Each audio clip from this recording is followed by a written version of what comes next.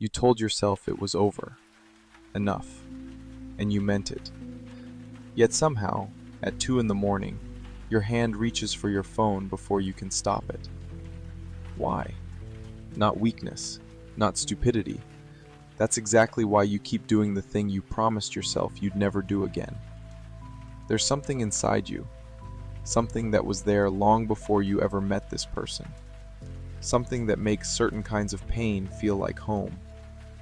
Today, I'm going to show you what that pattern looks like from the inside, why it happens, and what actually breaks it.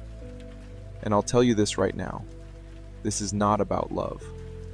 Most videos on this topic talk about red flags, narcissists, toxic relationships. This is about something else. It's about the force that pulls you back, even when you understand everything, even when it hurts, even when you've already been here before.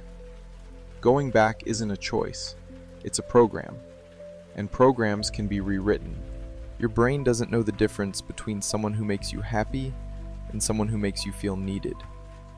Your nervous system sees them the same way. Pain plus relief equals addiction. Here's what happens. He disappears for 3 days. Then he texts. And the first thing you feel isn't anger. It's relief, warmth, almost joy. Your brain records the event. He came back. The pain stopped. Therefore, he must be the solution. This is the same mechanism behind every addiction. Not metaphorically, literally the same neural circuit. And the most dangerous part, it doesn't look like addiction when you're inside it. Researchers at the University of Colorado found that the brain processes social rejection through the same pathways as physical pain. When he leaves, it hurts physically. When he comes back, the pain stops. The brain begins to treat the source of pain as the source of rescue. He became the cure for the pain he created. This wasn't an accident, and you didn't choose it. This pattern repeated itself again and again until it started to feel normal. And here's where it gets even more interesting. The more painful it becomes with him, the harder it is to let go. Not less, more. Because now both the pain and the relief are attached to the same person, and your brain no longer knows how to separate them. But you probably don't know this part, and that's uncomfortable. Because this isn't about him, it's about you, about something that was already inside you, long before this person ever showed up in your life. Have you ever noticed that you keep choosing the same kind of people? Not in appearance, in feeling. Once again, someone unpredictable. Once again, someone whose love feels like something you have to earn. Once again, that tension, never knowing who they're going to be today. You feel it from the very beginning. Somewhere deep down, you already know. The problem is, that's exactly what attracts you. And yet you still walk toward it, because something about that person feels familiar, almost like home. And you tell yourself, this time will be different. This time I'll get it right. But then, the same story repeats itself. Carl Jung called this the repetition compulsion. We are unconsciously drawn toward what we've already experienced, even when it hurts, because familiar pain still feels safer than the unknown. You're not going back to this person. You're going back to a feeling you've known since childhood. You're going back to something your body recognizes as familiar, even if that familiar thing has always hurt you. You're going back to what feels like home. And for many people, home was never completely safe. Maybe it was someone whose affection was unpredictable. Someone who could make you feel important one day and invisible the next. So you learned to read the room. You learned very early that the people you need can also hurt you. And eventually, that became normal. Now you're an adult, and you're still searching for the same feeling. Not because you want pain, but because your nervous system mistakes it for intimacy. You're not attached to him, you're attached to the feeling. And somewhere inside, a voice keeps saying, if I try harder, if I'm more patient, if I'm more understanding, if I'm better, Maybe he'll finally become the person he sometimes is on his good days. Because you've seen that version of him. It exists. You've seen it with your own eyes. And that makes you believe it can stay. Ask yourself one question, and answer honestly. When you're with him, do you feel peace, or do you feel alive? Those are not the same thing, and most people learn the difference far too late. Patrick Carnes spent more than 30 years studying traumatic attachment, and he said something most people don't want to hear. These relationships are not held together by love. They're held together by inconsistency. Sometimes warmth, sometimes distance, sometimes affection, sometimes silence. And you never know which version you'll get today. So you stay, because you're waiting for the next moment of warmth. And without realizing it, you've built your entire emotional world around waiting. But here's what most people never see. Not everyone goes back for the same reason. There are 3 different traps, and each one keeps you stuck in its own way. See if you recognize yourself in one of them. The first trap is guilt. He did something that hurt you, but the moment you tried to leave, somehow the conversation ended with you feeling guilty. You're too sensitive. You overreact. You don't know how to forgive. You're selfish.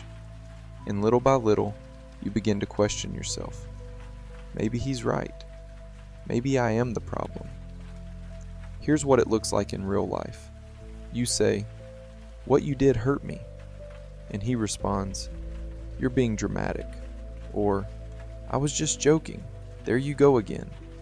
Or, "You're just looking for a reason to fight." Suddenly, the conversation is no longer about what he did. It's about your reaction. You're no longer the person who was hurt. You're the problem that needs to be fixed. This isn't an accident. It's a strategy. Psychologists call it gaslighting, when your reaction to pain is used as evidence that you're unstable. And while you're busy trying to prove that you're not the problem, you stay. The second trap is hope. This one is the most dangerous of all, because it comes with evidence. You've seen the good moments. They were real. He can be kind. He can be attentive. He can be loving. You know that because you've experienced it yourself. And that's exactly why walking away feels impossible. You're not holding on to a fantasy. You're holding on to memories of those rare good moments that actually happened. Maybe it was one conversation, one moment when he made you feel completely seen. And in that moment you thought, there he is. That's the real him. So you keep going back, again and again, because you're trying to get back to that version. But here's what you don't see. The rarity of those moments isn't a bug. It's the system. If the good moments happened all the time, they wouldn't feel so valuable. It's their unpredictability that makes them addictive. The third trap is identity. This one goes deeper than the others. You've been with him so long, or you've been through so much together, that you no longer know who you are without him. Your attention, your energy, your thoughts, everything became focused on him. And somewhere in that process, you lost yourself. Try answering a simple question. What genuinely brings you joy when he's not around? If that question is difficult to answer, it doesn't mean you're boring.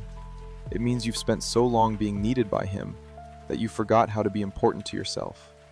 And leaving him means facing the emptiness he used to occupy. For many people, that feels even scarier than staying. Look honestly, which of these traps are you in right now? Maybe one, maybe all 3, because they don't cancel each other out. They work together. And that's why getting out can never be just a decision. How do you actually break it? And this is where most people make a mistake they'll keep repeating for years. There are things that don't work. Telling yourself it's over, making promises to yourself, blocking him on Instagram while keeping his photos on your phone, deleting the messages but saving the number, waiting until you feel ready. You won't feel ready. The craving doesn't disappear just because you understand it.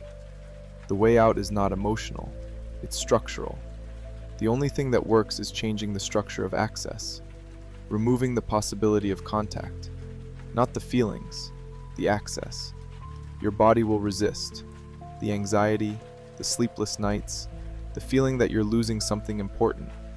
That's not weakness, that's withdrawal. Real withdrawal. Here's what it actually looks like when you try to leave. At first comes relief, maybe even pride. You made it through the day.